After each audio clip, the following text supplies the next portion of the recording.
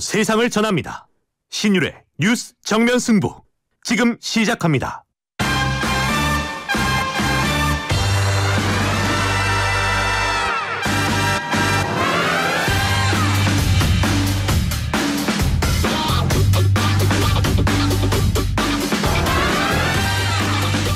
청취자 여러분 안녕하십니까. 신율의 뉴스 정면 승부 진행을 맡고 있는 명지대학교 정치외교학과 신율입니다.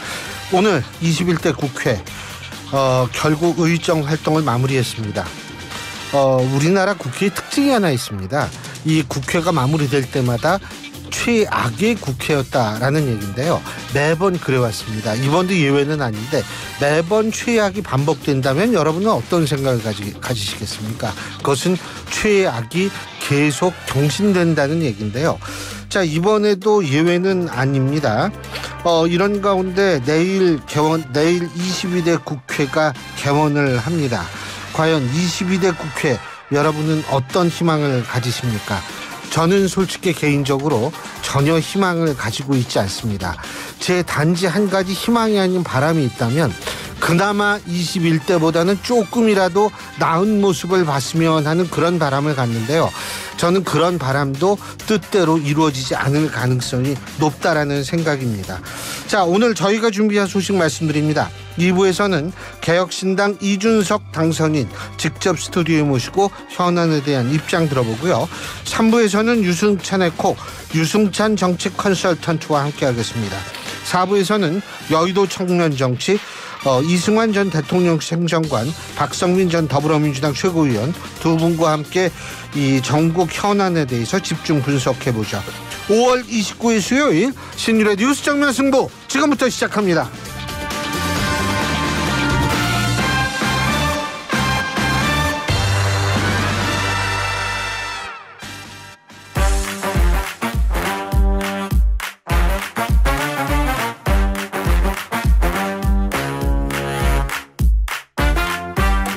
언제나처럼 신율의 뉴스 정면 승부 첫 순서는 오늘 하루에 있었던 정치 뉴스 여러분들께 말씀드리고 함께 생각해보는 뉴스 인앤아웃으로 시작할 텐데요.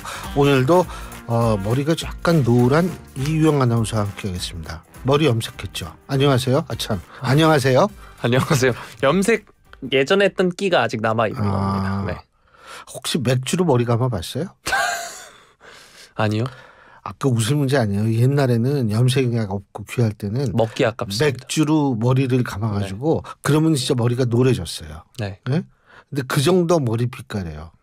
맥주는 위와 간으로 위와 간으로 네. 흡수하는 용이지 머리에서 흡수하는 용이 아니다. 네. 아니 근데 오늘따라 근데 머리가 왜 이렇게 옅어 보이지? 그래서 물어본 거예요. 조명을 잘 받아서 그런 거 아닐까요? 조명 네. 사실 저희가 조명이 좀 늘었잖아요. 조명이 늘었는데 네. 누구 덕분이죠. 근데 이 조명이 늘었는데 이 조명이라는 이게 사실은 이 개수가 중요한 게 아니에요. 각도죠. 각도와 높이입니다. 네. 그래서 일반 텔레비전 스튜디오에서는 조명이 최소한 높이가 뭐냐면 2.5m 이상은 돼야 되거든요. 그러니까 실제로 진짜 텔레비전 스튜디오에 가보면 굉장히 이게 높은데 죄송한 얘기지만 종편이 출연한 이후로는 이게 그냥 일반 사무실 이렇게 개조하고 막 스튜디오로 쓰다 보니까 이게 점점 높이가 낮아졌는데 지금도 오래된 그 언론사 스튜디오에 가면 굉장히 높습니다. 지금도. 그렇기 때문에 이게 개수가 는다라고 되는 게 아니에요. 예. 이게 내가 방송 20년 넘게 하면서 얻은 지식이었습니다. 불만 있으면 얘기하세요. 불만 섞인 얼굴인데. 아니요. 불만 있어. 얘기해요. 불만 제로입니다. 불만 제로. 네. 그래요? 네. 여러분 불만 제로랍니다. 네. 믿어야 될지 말아야 될지 여러분은 어떻게 생각하십니까? 우물정 0945 샵 0945로 여러분의 의견 보내주시면 제가 방송에 최대한도로 여러분의 의견 반영하도록 하겠습니다. 짧은 문자 50원, 긴 문자 100원의 유료 문자임을 말씀을 드립니다. 자, 그러면 오늘 어떤 얘기부터 해볼까요? 네. 최상병 특검 부결 후 후폭풍 관련 이야기 한번 다뤄보도록 하겠습니다. 최상병 특검법 어제 부결이 됐죠. 관련해서 추가 소식 더 살펴볼 텐데 일단 어제 재표결과 관련한 뉴스가 계속해서 나오고 있습니다. 어제 재표결 참석 가능한 최대 인원이 295명이었는데 무소속 이수진 의원이 표결에 불참을 했죠. 그래서 실제 투표에 참여한 인원은 294명이었습니다. 국민의힘에서 낙선 혹은 공천에서 탈락한 의원들이 참석하지 않을 거다 이런 예상도 있었지만 전원 다 참석을 했고요. 294명의 3분의 2인 196표가 찬성을 해야 재의결이 되는 상황이었습니다. 결과는 어제도 알려드렸다시피 찬성 179표, 반대 111표, 무효 4표인데요. 문제는 이 무효표가 찬성과 반대 어느 쪽에서 나왔느냐에 따라 여러 해석이 가능한 겁니다. 일단 무효표가 특검에 반대하는 국민의힘에서 나왔을 가능성이 있는데 범여권이 모두 115표입니다. 여기서 무효표 4표를 빼면 반대가 111표니까 최종 득표수와 같은데요. 이렇다면 여야가 사실상 모두 이탈표가 없고 표 결집이 이뤄졌다고 할 수 있는데 하지만 공개적으로 특검 찬성 의사를 밝힌 국민의힘 의원들이 약속대로 찬성표를 던졌다고 한다면 이탈표가 야권에서 나왔다고 할 수도 있는 상황입니다. 그래서 무효표가 어느 쪽에서 나왔는지 알 수 없기 때문에 여야 양측 모두 유리한 해석이 가능한 상황이고요. 민주당의 경우에는 이 찬성 모두 야권표라면서 이탈은 없었다고 강조하고 있는 반면에 국민의힘은 찬성한다던 의원들도 당론을 따라 반대나 무효를 던진 것 같다라고 해석을 하고 있습니다. 한편 간표위원으로 참석했던 한 의원이 언론과의 보도를 통해서 의도적으로 무효표를 만든 것 같다라고도 이야기했는데 이 무효표 내용을 보면 가 옆에 점을 찍거나 괄호를 적은 게 3개였고 부 옆에 점을 찍은 게 하나였다. 이렇게 해서 총 4표였다라는 이야기가 나오고 있습니다. 자, 이런 가운데 이 순직 사건 수사와 관련해서도 여러 이야기가 나오고 있는데요. 오늘 여러 소식이 나오고 있습니다. 대통령실이 이 사건 수사에 외압을 행사했다는 의혹이 불거지고 있는데 윤석열 대통령이 직접 이종섭 전 국방부 장관과 통화한 것으로 확인됐다는 보도가 계속해서 나오고 있습니다. 이 전 장관을 보좌하던 박진희 당시 국방부 군사보좌관도 대통령실과 수차례 통화한 것으로 나타났는데요. 대통령실이 군 관계자에게 외압을 행사했다는 정황이 드러나면서 이렇게 되면 대통령실을 겨냥한 수사도 급물살을 탈 전망입니다. 자, 언론들의 취재와 보도를 종합을 해보면 지난해 8월 2일이었죠. 윤석열 대통령이 이 전 장관에게 3차례 전화를 건다고 합니다. 12시 7분, 12시 43분, 12시 57분. 최상병 순직 사건을 초동조사한 박정훈 전 수사단장이 사건 자료를 경북경찰청으로 이첩을 했는데 반나절 만인 오후 7시 20분에 국방부 검찰단이 자료를 회수한 날입니다. 대통령실이 군 관계자들과 긴밀히 소통하기 시작한 건 박 전 단장이 이 전 장관에게 수사 결과를 보고한 지난해 7월 30일부터인데요. 이 전 장관을 가까이에서 보좌하는 박진희 전 군사보좌관은 7월 30일 오후 5시 39분과 44분 당시 대통령실 국가안보실의 임기훈 국방비서관과 연달아 통화를 합니다. 이후 박 전 보좌관이 3분 정도 뒤에 김계환 해병대 사령관에게 오늘 보고드린 내용을 안보실에도 보고해야 될 것 같다. 내일 아침엔 국방비서관에겐 인지가 돼야 할 것 같다는 내용의 텔레그램 메시지를 보낸다고 합니다. 자, 그리고 다음 날인 31일에는 낮 12시 46분부터 3시 50분까지 임 전 비서관과 최소 6차례 더 통화를 했다고 하고요. 박 전 보좌관은 통화 전후 김 사령관에게 텔레그램으로 이첩 보류, 혐의자 축소 등을 요청했다라고 합니다. 자, 이날은 이 전 장관이 해병대 수사단의 조사 결과에 대한 언론 브리핑을 취소한 날이기도 하고요.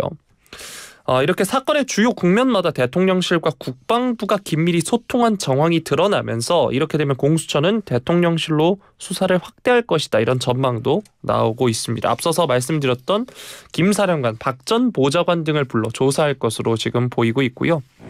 또 대통령실과 군 관계자 간 연결고리로 유력한 이시원 대통령실 공직기강 비서관, 임 전 비서관, 김형래 해병대 대령 등에 대한 조사가 이뤄질 것으로도 예상이 되고 있습니다.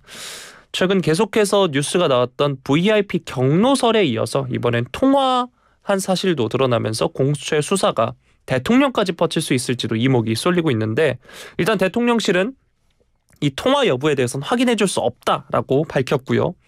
이종섭 전 국방부 장관 측에서는 이번 통화 관련해서 해병대 수사단장에 대한 항명죄 수사 지시나 인사조치 검토 지시와 무관하다면서 통화 기록 중 의혹의 눈초리를 받을 부분은 결단코 없다는 입장을 밝히기도 했습니다.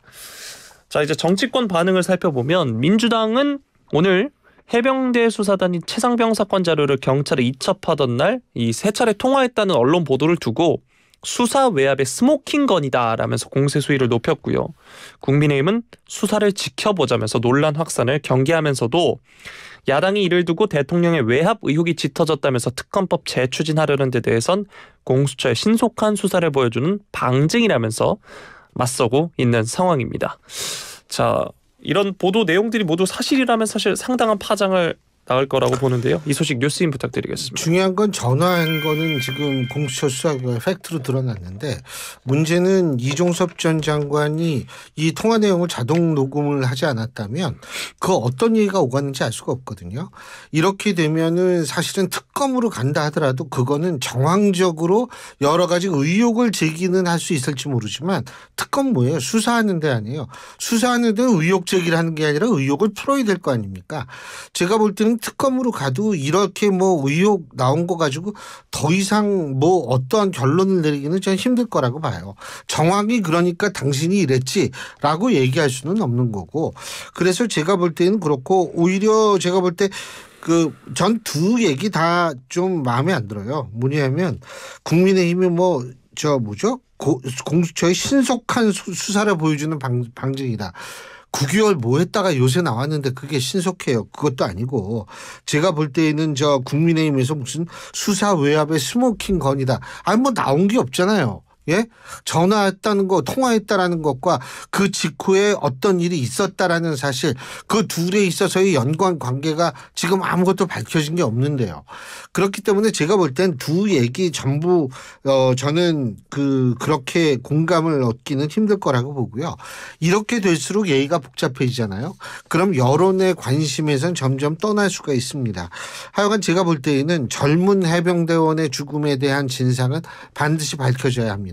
하지만 이 밝혀져야 하는 과정에서 이것이 뭐 어떤 식으로든 밝혀지기만 하면 되는 거거든요.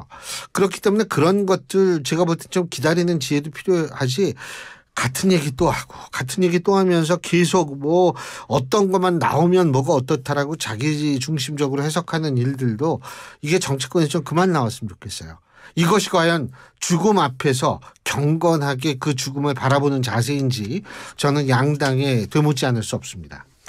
네, 자 다음 소식 살펴보도록 하겠습니다. 북한의 오물비라 관련 소식인데요.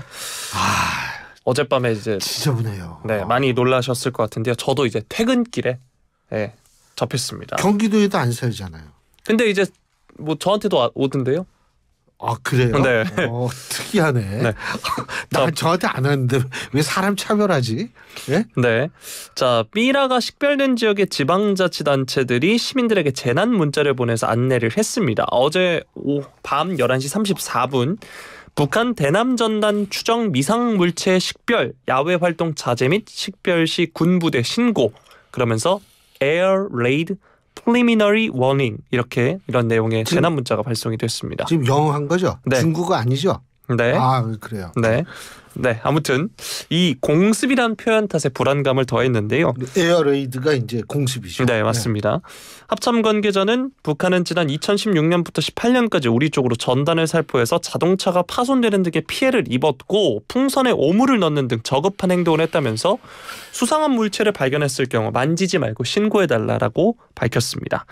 자, 이게 오늘 오후 1시 기준으로는 전국에서 200여 곳이 넘는 곳에서 발견이 됐다라고. 경북까지 갔대요. 네, 그렇죠. 합참이 이야기를 했는데 네티즌들이 관련해서 목격담과 인증 사진을 올리고 있습니다. 소셜 미디어를 보면 사진에 여러 사진들이 올라와 있는데 중국 기업 제품으로 추정되는 건전지 2개도 천으로 돌돌 묶인 채 담겨 있는 모습도 보이고요. 또 다른 이 소셜 미디어 이용자는 등촌동에서 발견이라고 했는데 이게 또 제가 거주하는 지역이라 또 눈여겨봤습니다. 서울 구로구에서도 삐라 잔해에서 전자기기가 나오기도 했는데요. 합참은 해당 전자기기가 대남전단 풍선을 공중에서 터뜨리는 타이머 장치로 지금 추정을 하고 있습니다. 그리고 앞서서 말씀해주신 대로 경북에서도 발견이 됐는데 경북 영천의 한 포도밭에서 발견이 되기도 했습니다. 뿐만 아니라 전북 무주 그리고 경남 거창에서까지 발견이 될 정도로 계속해서 신고가 들어오고 있는데 앞서 북한은 우리가 삐라를 살포하고 해상 국경을 침범하고 있다라고 주장을 하면서 맞대응으로 오물을 살포하겠다 예고한 바 있습니다. 북한의 김강일 국방성 부상이 지난 26일 담화를 통해서 수많은 휴지장과 오물짝들이 곧 한국 국경 지역과 중심 지역에 살포될 것이다 라고 예고하기도 했습니다. 합참은 이와 관련해서 이제 접촉하지 말고 경찰에 신고하길 바란다라고 이야기했고요. 또 북한에 대해서는 국제법을 명백히 위반하는 거라면서 이 저급한 행위를 즉각 중단할 것을 엄중히 경고한다라고 지적을 했습니다. 자, 한편 이 재난 문자와 관련해서 이제 적절성을 두고 논란이 일고 있는데요. 앞서서 말씀드린 대로 어젯밤 11시 34분에 이 재난 문자가 경기도와 서울 일부 지역에 발송이 됐습니다. 대남 전단에 뭐가 들어있을지 모르니까 건드리지 말고 신고하라는 취지인데요. 문제는 이런 상황을 모른 채 한밤중에 위급 재난 문자를 받은 시민들이 곧장 불안감에 빠졌다는 겁니다. 서울에 거주하는 직장인의 경우에는 지하철로 퇴근하던 중에 열차 내에 있던 사람들의 휴대전화가 일제히 울렸다면서 화들짝 놀랐다고 이야기를 했고요. 문제는 제가 앞서서 이제 좀 부족한 영어로 읽어드렸지만 Air Laid Preliminary Warning, 이게 공습 사전 경보라는 뜻인데 이 국내에 체류 중인 외국인들이 많이 놀랐다고 합니다. 해외 커뮤니티에서는 번역이 잘못됐다 이런 반응도 이어졌고요. 또 삐라로 한밤중 위급재난 문자까지 발송할 일이냐라는 볼멘 소리도 나오고 있습니다. 일각에서는 알맹이 빠진 재난 문자의 허점이 또 한 번 드러났다 이런 지적이 나오고 있는데요.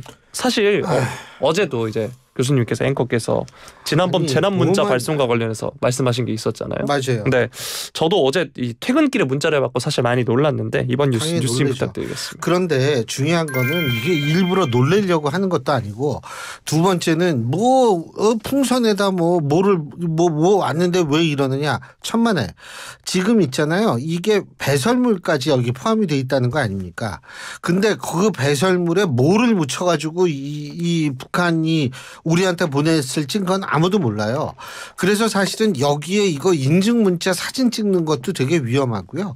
그리고 여러분들 되도록 근처에 가지 마세요. 혹시 그게 된다면. 그리고 지금 사실 그거를 수거하시는 분들도 다 방호복 입고 하시거든요. 그렇기 때문에 이거는 당연히 저는 이거 당연히 에어레이드예요. 공습이에요. 이거 진짜. 예? 꼭 이게 폭탄만 날라와야 공습은 아닙니다. 그리고 그 내용물에 어떠한 것들이 포함되어 있고 그걸 모르고 두 번째는 뭐냐면 북한을 우리가 어떻게 믿어요? 물론 믿으시는 분도 있을 수는 있겠지만 북한 그거 어떻게 믿어요? 이 사람들이 풍선에다 그런 거 하다가 진짜 실제로 화학무기 같은 거 슬쩍 섞어서 내려보낼 수도 있는 거 아닙니까? 지금 이 문제는 절대로 간단한 문제가 아니고 이것 때문에 잠을 깨고 뭐하고 천만에요. 안전을 위해서는 과다할 만큼 해야 됩니다. 저는 어제 이게 군 당국하고 지자체에서는 아주 저는 잘한 일이라는 생각이 듭니다. 당연히 놀랬죠. 놀래라고 보내는 겁니다. 놀래서 조심하라고 보내는 거거든요. 여기 가지고 불만을 가지면 안 됩니다. 지금 우리의 안보 현실이 어떤지를 우리가 잘 알아야죠. 그러니까 이 북한 어떤 짓 할지 모릅니다. 그래서 제가 볼 때 혹시 발견하시면 근처에 가지 말고 신고하시고 그리고 이 소위 말하는 대남 삐라도 아니고 이걸 뭐라 그래야 되는지 모르겠지만 이 부분에 대해서는 절대로 이 근처에 가시지 않기를 바라겠습니다. 왜 이렇게 지저분해요. 근데 하는 짓이. 예? 배설물까지 보내요. 이건 나 진짜 제가 살다 이 국가 간에 배설물 풍선 띄워서 보낸다는 얘기는 제가 처음 들어요. 정말 이런 얘기까지 해야 되는지 참. 네. 자, 다음 소식 살펴보겠습니다. 민주당 전당대회 돈봉투 살포 사건 관련 소식인데요. 이정근 전 민주당 사무부총장 오늘 서울중앙지법 형사합의 21부 심리로 열린 송영길 전 대표의 특정범죄 가중처벌 등에 관한 법률 위반 등 공판에 증인으로 출석을 했습니다. 이 전 부총장은 송영길 소나무당 대표 전 민주당 대표의 돈봉투 살포 의혹 재판에서 캠프에 들어오는 돈을 대표에게 보고하는 것은 모든 선거 캠프의 불문율이다 라면서 보고를 안 하는 일은 있을 수 없다라고 증언을 했습니다. 지난 기일에 박용수 전 보좌관이 정치권에서는 자금 흐름에 대해서 꼭지점에게 보고를 안 하는 게 오히려 상식이다라고 말한 것과 대비가 되는데요. 이 전 부총장 캠프에 뭔가 기여를 하는 사람들 입장에서는 일종의 보험을 드는 것이다 라면서 그 보험에 대해 커버할 수 있다면 보고를 하지 않지만 대체적으로 중간에서 배달 사고를 내거나 보고를 하지 않는다는 일은 있을 수가 없다 이렇게 증언을 했습니다. 송영길 캠프에 돈을 내는 사람은 결국 송 대표를 보고 돈을 내는 것이고 전해지길 바라는 마음이 있어서 전달했다는 것이냐라는 검사의 질문에 이 전 부총장은 당연하다라고 답을 했다고 하는데요. 이 전 부총장은 또 전달했을 때 후보의 반응을 굉장히 궁금해하기 때문에 본인의 경우 100만 원이나 200만 원도 빼놓지 않고 보고하고 후보의 반응까지도 전달해주는 것이 필수 과정이었다 이렇게 답했다고 합니다. 검찰은 돈뿐만이 아니라 사업가 김모 씨가 캠프에 와서 도시락 두고 간 것까지도 피고인에게 말해줬느냐라고 물었더니 이 전 부총장이 맞다라고 대답을 하면서 국회의원들보다 원외 위원장이나 일반인들이 가져온 것은 제가 더 훨씬 강조해서 보고했다라고 말을 했습니다. 자, 이런 내용들이 전 보좌관인 박 씨의 말과는 정반대되는 내용인 건데요. 이 박 전 보좌관의 경우에는 지난 22일에 부의 자금에 대해서 구태여 송 대표에게 보고할 필요성을 못 느꼈고 결정적으로 그럴 틈이 없었다. 정치권에서는 자금 흐름에 대해서 꼭지점에게 보고를 안 하는 게 오히려 상식이다 이렇게 말을 했습니다. 오늘 이 전 부총장은 2021년 6월 열린 캠프 회단식에서 송 대표가 김 씨에게 직접 감사 인사를 한 상황도 설명을 했는데요. 회단식이 열린 식당에서 송 후보가 김 씨에게 특별히 고맙다는 인사를 했고 강 전 감사가 송 후보가 김 씨에게만 감사 인사했다고 엄청 크게 이야기해서 우리들이 다 김 씨에게 좋겠다고 농담도 하고 분위기가 왁자지껄한 분위기였다 이렇게 말을 했습니다. 당대표 경선 당시 김 씨의 역할이 무엇이는지를 묻는 검찰의 질문에 대해서 이 전 부총장은 본인 스스로 자기는 총알 담당이다라고 말을 했다고 하는데 이게 자금 담당을 뜻하는 거냐는 검찰의 질문에는 그렇다라고 답을 하기도 했습니다.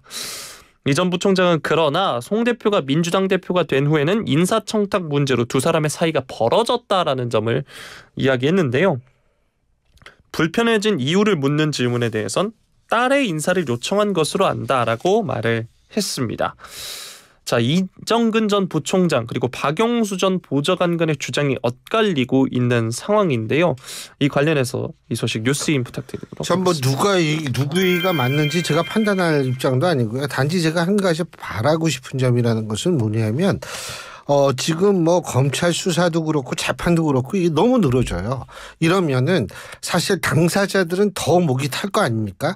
더군다나 송영길 전 대표 같은 경우에 지금 구치소에 있는 입장인데 모든 거를 좀 빨리 진행을 해서 이 뭐 가부간의 결론을 빨리 내주는 것이 사건 관련자를 위해서도 좋고 정치권을 위해서도 좋고 국민을 위해서도 좋다는 말씀을 드리겠습니다. 자, 오늘 여기까지 하죠. 수고하셨습니다. 고맙습니다. 예, 지금까지 이호영 아나운서였습니다.